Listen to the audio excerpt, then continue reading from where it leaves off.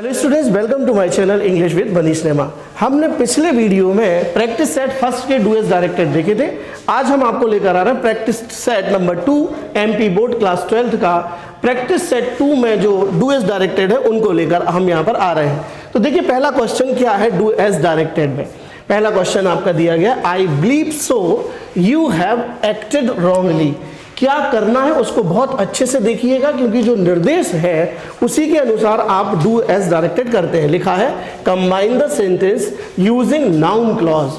अब ये noun clause क्या होती है? नाउन क्लॉज को लेकर के बहुत सारे बच्चे जो है कंफ्यूजन में रहते हैं। तो एक मैं आपको फंडा बता देता हूं नाउन क्लॉज के लिए। नाउन क्लॉज क्या होती है? डायरेक्ट इनडायरेक्ट यदि आपने स्पीचेस पढ़ी है तो जो दैट से वाक्य जुड़ जाते हैं इंग्लिश में, और इस दैट का अर्थ यदि की होता है तो वहां पर नाउन क्लॉज होती है। ध्यान दीजिएगा, यदि दैट का अर्थ की है तो वह एक नाउन क्लॉज है, और यदि दैट का अर्थ जो कि हो जाए तो वह एक रिलेटिव क्लॉज है। यानी दैट के दो मायने लेकर के आपको वाक्य को पढ़ना है। यदि दैट का अर्थ की आ रहा है, जैसे उसने मुझसे कहा कि तुम होशियार हो, तो मैं कहूँगा इंग्लिश में ही said to me that you are wise और इंटेलिजेंट। तो ये कौन सी क्लॉज हो गई? इसमें दैट का अर्थ आया कि, ये नाउन क्लॉज है। अब मैंने कहा आई हैव अ पेन, मेरे पास एक पेन है। That I bought from the market. That I bought from the market मतलब मैंने खरीदा। कहाँ से खरीदा? बाजार से खरीदा। तो यहाँ दैट का अर्थ आ रहा है जो कि। तो जब दैट का अर्थ जो कि आए तो वह एक रिलेटिव या एडजेक्टिव क्लॉज है। यदि दैट का अर्थ की आता है तो वह एक नाउन क्लॉज है। चलिए अब हम इन वाक्यों को जोड़ते हैं जो हमें दिए गए हैं। आपको अधिकतर परीक्षा में जो सेंटेंसेस दिए जाएंगे नाउन क्लॉज बनाने के लिए, तो याद रखिए यहाँ जो दिखा है बिलीव लिखा है ना, तो आपको यहाँ पर से वर्ब मिलेगी, होप वर्ब मिलेगी, बिलीव वर्ब मिलेगी, या KNOW नो वर्ब मिलेगी, है ना। ऐसी क्रियाएं आपको विश वर्ब मिल सकती है, आपको है ना डाउट वर्ब मिल सकती है। तो आप समझ जाइए कि आपको अब नाउन क्लॉज बनाना है। तो कभी से, कभी होप, कभी नो, कभी विश, कभी डाउट, या कभी बिलीव जैसे सेंटेंसेस आपको मिलते हैं। आपको कुछ नहीं करना है, आपको पहला सेंटेंस उठाना है और पहले सेंटेंस को उठा करके आपको लिख लेना है। पहला सेंटेंस क्या है? I believe. तो हमने ये लिख लिया आई बिलीव। अब कुछ नहीं, यहाँ पर जो अन्य शब्द जुड़ा है सो उसको निकाल दीजिए, बीच में लगा दीजिए दैट, और ये हमने लगाया दैट, और दैट के बाद दूसरा वाक्य है यू हैव एक्टेड रॉन्गली। तो ये देखिए कितनी जल्दी आपकी नाउन क्लॉज तैयार हो गई। ये जो हिस्सा है ये पूरा नाउन क्लॉज है। लिखा हुआ वाक्य का अर्थ अब क्या है? यहाँ पर है मैं विश्वास करता हूँ कि, दैट का अर्थ देखो की आया, मैं विश्वास करता हूँ कि यू हैव एक्टेड रॉन्गली, कि तुमने बहुत गलत कार्य किया है या बहुत गलत तरीके से कार्य को किया है। तो ये नाउन क्लॉज बन गई। तो अगर आपको यहाँ परीक्षा में आई नो मिले और उसके बाद कुछ भी लिखा रहे तो हमें उसमें से क्या लेना है? I know that where I know that you are smart. मैं जानता हूं कि तुम स्मार्ट हो। ये कौन सी क्लॉज हो गई? ये नाउन क्लॉज हो गई। तो दैट का अर्थ जब दो वाक्यों को जोड़ता है और उसका अर्थ की आता है तो हम वहां पर नाउन क्लॉज का ही निर्माण करते हैं। ध्यान दीजिएगा परीक्षार्थी सभी लोग, कभी कभी परीक्षा में एमपी बोर्ड क्लॉज को पहचानना यानी आइडेंटिफाई करने के लिए देता है। अंडरलाइन कर देगा और कहेगा ठीक identify the underlined clause. Identify the underlined clause मतलब आपको ये पूरा सेंटेंस लिखाएगा और आपसे ये भी कहा जा सकता है कि आप इस क्लॉज का नाम बताइए। तो आपको इस क्लॉज का नाम आराम से क्या लिख देना है? आप पढ़कर देखिए, लिखा है I believe that you have acted wrongly. यहाँ पर दैट का अर्थ की है। आप आंख बंद करके इसको परीक्षा में लिखते रहिए, नाउन क्लॉज आपको 1 नंबर मिल जाएगा। ठीक है, निश्चित रूप से आपको मेरी बात समझ में आ गई होगी। अब हम इसका वो आंसर आपको दे देते हैं जो आपको रजिस्टर में लिखना है। ये देखिए, ये मैंने आपके लिए 1 नंबर का, ताली बजेगी, आपको 1 नंबर मिलेगा। कब? जब आप ऐसा लिख कर आएंगे I believe that you have acted wrongly. क्या किया मैंने? कुछ नहीं किया, मैंने सो को निकाल दिया, दैट का प्रयोग कर दिया, दूसरे वाक्य को ज्यों का त्यों लिख दिया, और आपको पूरा का पूरा कितना नंबर मिलेगा? 1 नंबर। इसे आप अच्छे से पढ़िएगा। क्लॉज का एक क्वेश्चन एमपी बोर्ड जरूर देता है, या तो क्लॉज को पहचानने के लिए देगा या क्लॉज को जोड़ने के लिए देगा। ठीक है, चलते हैं दूसरे क्वेश्चन पर। दूसरा क्वेश्चन आपके प्रैक्टिस सेट में ये है, अनलेस की जगह if, no sooner, as soon as की जगह नो सूनर, सो दैट की जगह टू, ये तीन चीजें तो बोर्ड बहुत पसंद करता है और एक आपको देगा। देखिए लिखा है unless I have money I can not buy this car. सबसे पहले समझिए कि अनलेस क्या है। मैं थोड़ा जल्दी समझा रहा हूं ताकि आपके वीडियो की लेंथ जो है वो ज़्यादा ना हो और आपको ज़्यादा ना देखना पड़े और जल्दी से आपकी परीक्षा भी पास आ रही है। तो अनलेस का अर्थ होता है इफ़ नॉट। अनलेस एक नेगेटिव वर्ड है, ये सभी लोग ध्यान रखें। अनलेस एक नेगेटिव वर्ड है और अनलेस का जो अर्थ होता है वो होता है इफ़ नॉट। तो ये अनलेस जो क्या है, एक नेगेटिव वर्ड है, पहली बात। ठीक है, इसका अर्थ होता है इफ़ नॉट। तो जब भी अनलेस हटेगा तो नेगेटिविटी वापस आ जाएगी। यदि नेगेटिविटी है और अनलेस आ गया तो नेगेटिविटी बाहर चली जाएगी। यानी हमें इस बात का ध्यान रखना है कि जब भी हम अनलेस लगाएं तो अनलेस से जुड़ा वाक्य कभी नेगेटिव ना हो, वह पॉजिटिव ही हो।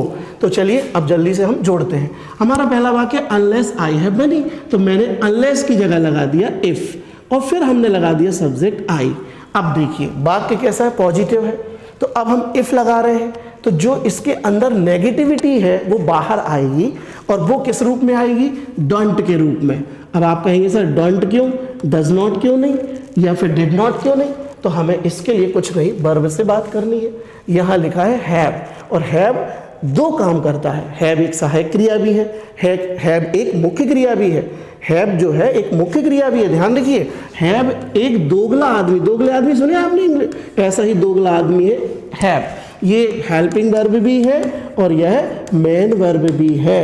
और हैव मेन वर्ब के रूप में अपने तीनों रूप इस प्रकार से रखता है। उसका अर्थ होता है, पहले फॉर्म का अर्थ होता है हैव, सेकेंड फॉर्म होता है हैड और थर्ड फॉर्म होता है हैड। हैव का अर्थ लेना, होना और बहुत मतलब होते हैं। ठीक है, तो आपको क्या करना है, आपको यहाँ देखना है। यदि हैव है तो आपको डू नॉट लगाना है। मान लीजिए हैड होता तो आपको डिड नॉट लगाना है। इतनी सी बात आपको ध्यान रखनी है। तो हमने यहाँ पर लगा दिया क्या, हमने यहाँ पर लगा दिया डू नॉट, और डू नॉट के बाद क्रिया का पहला रूप रखना है, तो ये हमने रख दिया और फिर लिख दिया मनी। अब हमें कॉमा लगाना है। क्या लगाना है, कॉमा। कॉमा के बाद जो दूसरा सेंटेंस दिया है उसको ज्यों का त्यों लिख देना है, और हमने लिख दिया I can not buy this car. तो I can not buy this car, तो ये हमारा सेंटेंस कंप्लीट हो गया। अब इसको हम एक बार पढ़कर देखते हैं। If I don't have money I can not buy this car. यदि मेरे पास पैसा नहीं होता तो मैं ये कार खरीद ही नहीं सकता था। ठीक है, मतलब क्या होगा इससे, आपको मतलब नहीं है, आपको तो सिर्फ प्लेसमेंट से मतलब है कि अनलेस की जगह आप इफ़ कैसे लगाएंगे, इफ़ की जगह अनलेस कैसे लगाएंगे। ये आपका आंसर हो गया, इसे आप ड्राफ्ट कर लीजिए। अब आप इसका आंसर देखिए, मैंने आपको आंसर बनाया है, लिखा है if I don't have money I can not buy this car. जो शब्द आप ब्लू लेटर्स देख रहे हो उन पर ध्यान दीजिए। जो ब्लू कलर से वर्ड्स हैं उनको आप ध्यान से देखिए। इनको आप परीक्षा में इसी प्रकार से अंडरलाइन कर कर आएंगे। ठीक है, चलते हैं हम अब अगले सेंटेंसेस पर। चलिए अब हम चलते हैं सेंटेंस नंबर 3 पर। सेंटेंस नंबर 3, ये आपको 1 नंबर का मैंने ये आइकॉन लगाया है। अगर आप ऐसा करके आएंगे तो आपको 1 नंबर मिलेगा। ये कहने के लिए आया है। ठीक है, चलते हैं हम क्वेश्चन नंबर 3 पर। क्वेश्चन नंबर 3 जो है आपका थर्ड, वो ये है the tea is too hot for him to drink. ये प्रयोग बहुत ही आता है, टू की जगह सो दैट लगाइए। बड़ा आसान है, देखिए कैसे लगा देंगे अपन टू की जगह सो दैट। बड़ा आसान है लगाना, कैसे लगाएंगे हम आपको बता देते हैं। सभी देखिए, सबसे पहले आप लोग एक काम कीजिएगा, देखिए TWO कहाँ है और TO2 कहाँ है। जब आपको ये दो चीज़ें मिल जाएं तो आपको इस टू की जगह, ठीक है, इस टू की जगह आपको सो का प्रयोग करना है। ठीक है, और इस टू की जगह आपको दैट का प्रयोग करना है। क्लियर है, एक बात सबको क्लियर हो गई होगी। दोनों टू को ढूंढ लीजिए और जहाँ पर TWO है उसको सो में बदल दीजिए। ठीक है, और जहाँ पर आपका दूसरा टू है उसको आप दैट में बदल दीजिए। क्लियर हो गया, ठीक। अब अपन काम करते इस सेंटेंस से। ये हमारा सब्जेक्ट था द टी, सो हमने द टी लिख लिया। क्लियर, और फिर हमने यहाँ पर, ठीक, सॉरी, फिर हमने यहाँ पर जो उसके साथ सहायक क्रिया है वो भी लिख ली। ठीक, इज लिख लिया, फिर हमने लगा दिया सो, और फिर वहाँ लिखा है हॉट तो हमने हॉट भी लगा दिया और हमारा सेंटेंस हो गया the tea is so hot that. Clear? इतना काम सरल है, लेकिन इसके बाद जो आप काम करेंगे वो थोड़ा सा आपको विचार करके सोच समझ के आराम से करना है, कोई कठिन नहीं है, लेकिन आप थोड़ा सा विचार करिए। देखिए क्या लिखा है, the tea is too hot for him, लिखा है फॉर हिम, इस पर ध्यान दीजिए। यदि आपको सेंटेंस में for him, for her, for me ऐसा लिखकर आए तो आपको यहाँ पर जो प्रोनाउन दिया है उसका सब्जेक्टिव केस ले लेना है। जैसे यहाँ लिखा है फॉर हिम तो अब हम दैट के बाद सब्जेक्टिव केस क्या ले लेंगे, ही ले लेंगे। अगर लिखा होता फॉर मी तो हम यहाँ आई ले लेते, अगर लिखा होता फॉर हर तो हम यहाँ शी ले लेते, क्योंकि सी का ऑब्जेक्टिव केस हर होता है, आई का ऑब्जेक्टिव केस मी होता है, और इसी तरह आपका जो ही है उसका ऑब्जेक्टिव केस हिम होता है। हमने यहाँ पर सब्जेक्टिव केस क्यों लिया, इसलिए लिया क्योंकि दैट दो वाक्यों को जोड़ता है। एक वाक्य हमारा ये बन चुका है, ठीक है, और एक वाक्य अब हम बनाने जा रहे हैं। तो जब हम बनाने जा रहे हैं वाक्य तो सबसे पहले क्या लगाएंगे, सब्जेक्ट। इसलिए हमें जो यहाँ पर ऑब्जेक्टिव केस दिया रहेगा उसका हमें सब्जेक्टिव केस लगाना है। अब देखिए, मान लीजिए यहाँ नहीं दिया, यहाँ सीधा लिखा होता the tea is too hot to drink. अब हम क्या करते, तो अब हम ये करते कि यहाँ पर अगर निर्जीव कर्ता आता है तो आप यहाँ पर आई या वी का प्रयोग कर लीजिए। यहाँ पर यदि ये ना दिया हो फॉर हिम, फॉर हर या कुछ भी ना दिया हो तो आपको सिर्फ एक काम करना है कि आपको आई और बी का प्रयोग कर देना है, किसी एक का, फर्स्ट पर्सन का, आई का या वी का। चलिए, तो अब ही के बाद क्या करना है जरा ध्यान दीजिए। सब्जेक्ट लिख गया, टू एक नकारात्मक कंजंक्शन है, टू एक नकारात्मक कंजंक्शन है। जहां इंग्लिश में टू लग जाता है वहां वाक्य का अर्थ नकारात्मक बन जाता है। यहां लिखा है the tea is too hot for him to drink, यानी चाय इतनी गर्म है उसके लिए कि वो पी नहीं सकता। सकता आ गया, और सकता शक्ति के लिए इंग्लिश ने बनाया कैन नॉट को और कुड नॉट को। तो अब देखिए कैन नॉट लगाएंगे अपन, कुड नॉट, तो हम यहाँ पर ये देखेंगे यदि यहाँ पर इज एम आर है तो हम यहाँ पर क्या लगा देंगे, हम यहाँ पर कैन नॉट लगा देंगे। यदि यहाँ पर वॉज या वर दिखाई दे तो आप यहाँ कुड नॉट लगाइए, सीधी बात। कुत्ते, यदि इज एम आर वाले कुत्ते आ रहे हैं तो आपको बिस्किट फेंकना है कैन नॉट का। यदि वॉज वर नाम के कुत्ते आए ना तो उनको बिस्किट खिलाना है कुड नॉट का। बिस्किट जरूर खाएंगे कुत्ते, है ना, तो सो दैट में बिस्किट आप दो लेकर जाना है परीक्षा में, एक कैन नॉट एक could not. Is M R K कुत्ते आ जाए तो आपको कैन नॉट का बिस्किट फेंक देना है। यदि वॉज वर वाले कुत्ते आ जाए तो आपको कुड नॉट वाला बिस्किट फेंक देना और कुछ नहीं करना। इतना काम हो गया। अब बस कैन नॉट और कुड नॉट मॉडल होते हैं, मॉडल के बाद वर्ब का फर्स्ट फॉर्म आता है। ये देखिए वर्ब का फर्स्ट फॉर्म कहीं नहीं ढूंढना, जो टू आपका दूसरा वाला है उससे जो कुछ जुड़ा है वो वर्ब का फर्स्ट फॉर्म ही होता है। तो आप यहाँ पर सीधा क्या लिख देंगे, ड्रिंक। क्या लिख देंगे आप यहाँ पर लिख देंगे कैन नॉट ड्रिंक, और हमारा वाक्य तैयार हो गया। हमें कितना नंबर मिल गया, हमें 1 नंबर मिल गया।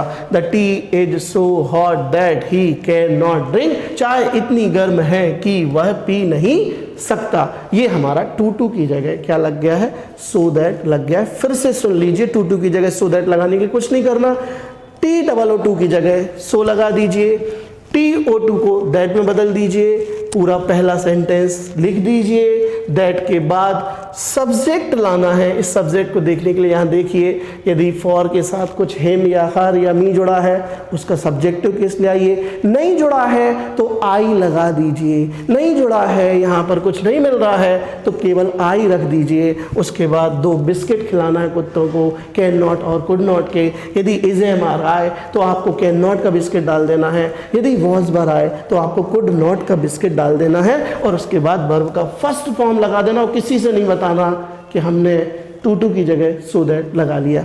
ये इतना सा आपका आंसर है, ठीक है। आपको बिल्कुल एक करेक्ट टाइप्ड आंसर मैंने यहाँ पर बना के भी रखा है। The tea is so hot that he can not drink.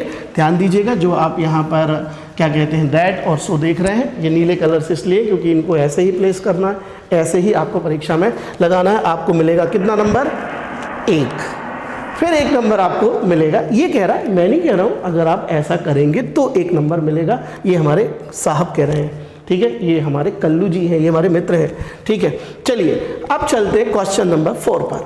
Question number 4 क्या कहता है? क्वेश्चन नंबर 4 कहता है she hurt her friend, change the sentence into negative. वाह, इतना अच्छा नेगेटिव। बोर्ड को नेगेटिव में जो है सबसे ज़्यादा मज़ा मालूम कब आता है? बोर्ड को जब आता है मज़ा जब आपको वर्ब के तीनों रूप ना मालूम हो। वर्ब के ऐसे रूप देता है बोर्ड नेगेटिव बनाने के लिए जिनके तीनों रूप में आप बड़े कंफ्यूज हो।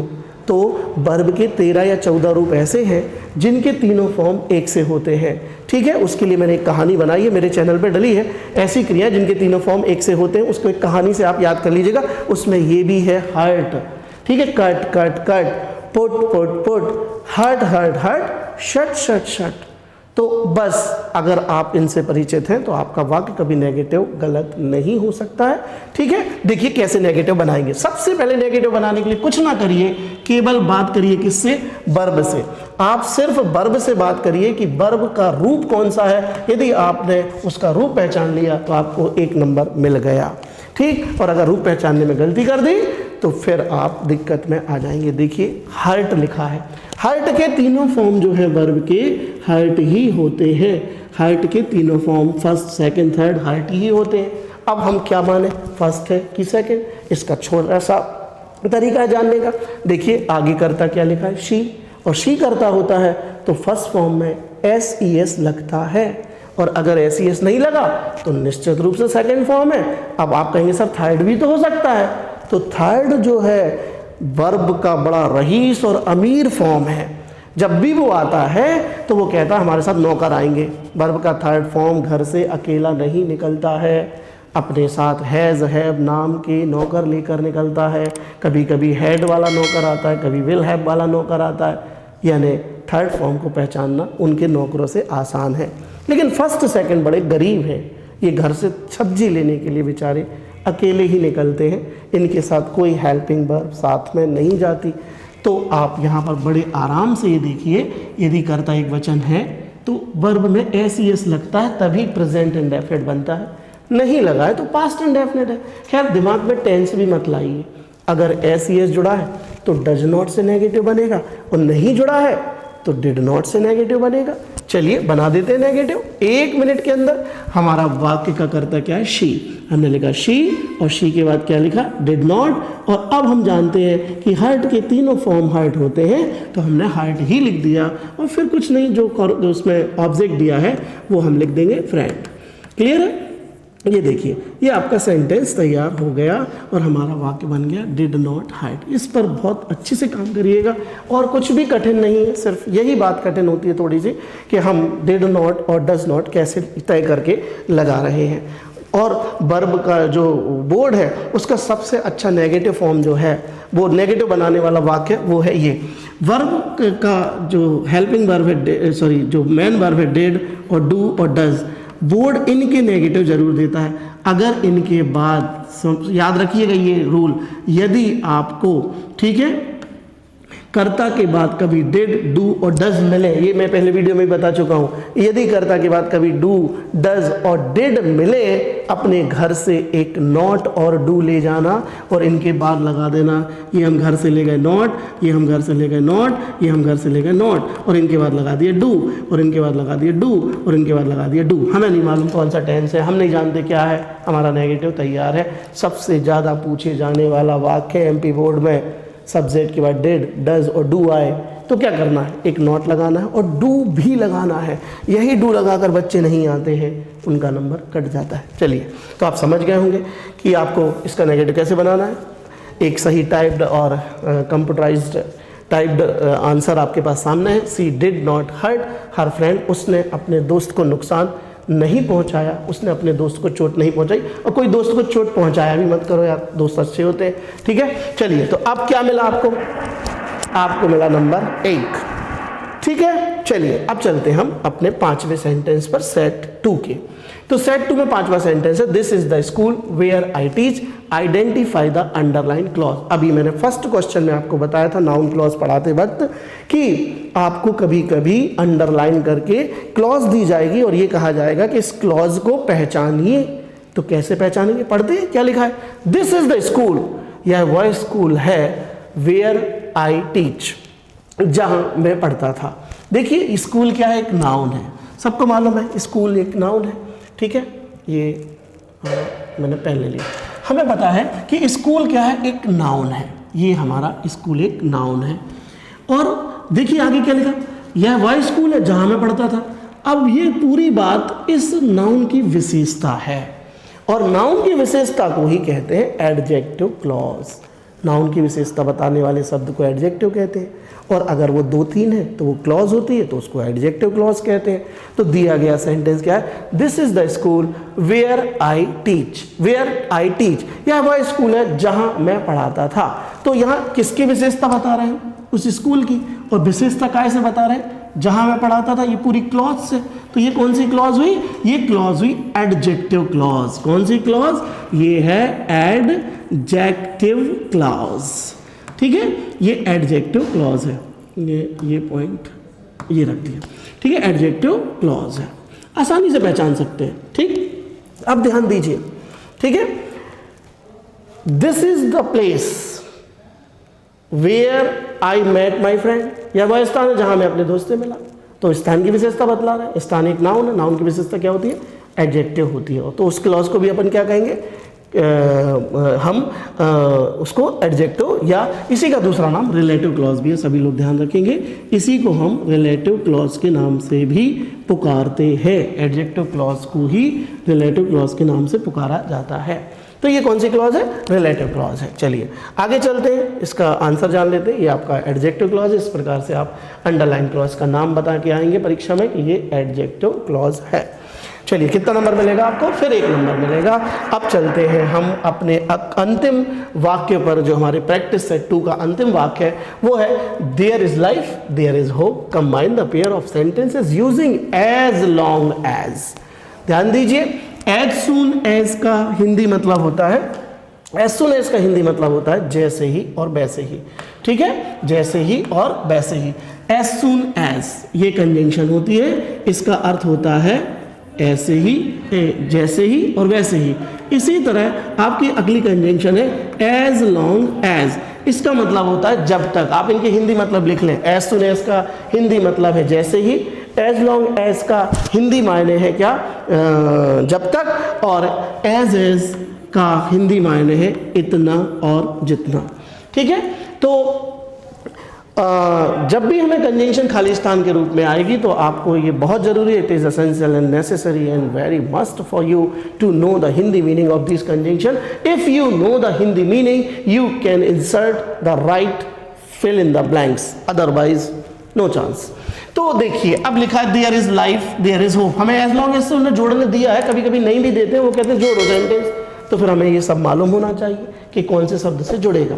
तो अब हम इसको जोड़ते हैं। देखिए यहाँ पे लिखा है देयर इज लाइफ यानी जीवन है, देयर इज होप यानी आशा है।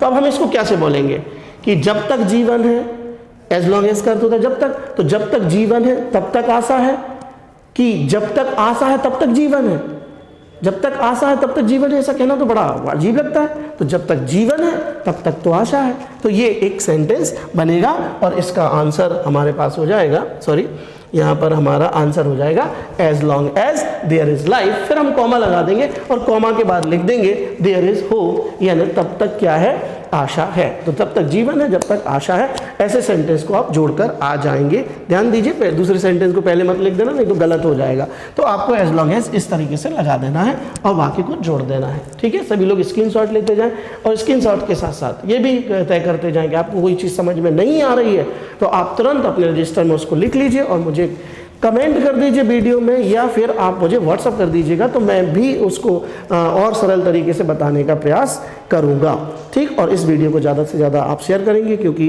प्रैक्टिस सेट 4 में से ही डू एज डायरेक्टेड आपको मुख्य परीक्षा में आने वाले हैं। चलिए, तो अब नंबर कितना मिलेगा, तालियां बजाइए साहब, नंबर मिलेगा 1। तो बिल्कुल आपको पूरे 5 में से 5 नंबर मिले डू एज डायरेक्टेड में, ऐसी मेरी आशा है। और ये हमने प्रैक्टिस सेट 2 कंप्लीट कर लिया है। अगले वीडियो में हम लेकर आपको आएंगे प्रैक्टिस सेट 3 के डू एज डायरेक्टेड। तब तक के लिए इंतजार कीजिए, बाय।